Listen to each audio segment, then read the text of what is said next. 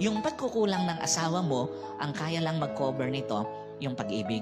Yung pagkukulang ng magulang mo, ang kaya lang mag-cover nito, yung pag-ibig. Yung pagkukulang ng kapatid mo sa'yo, ang kaya lang mag-cover nito, pag-ibig. Walang ibang kayang mag-cover ng mga pagkukulang sa atin at ng maging pagkukulang natin sa ating pamilya, maliban ang pag-ibig.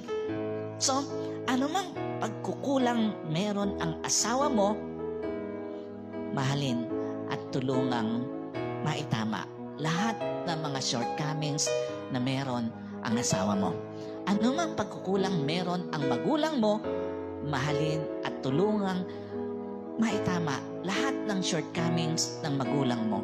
Anumang pagkukulang meron ang mga anak mo, mahalin mo pa rin at tulungang maitama yung mga shortcomings niya sa kanyang buhay.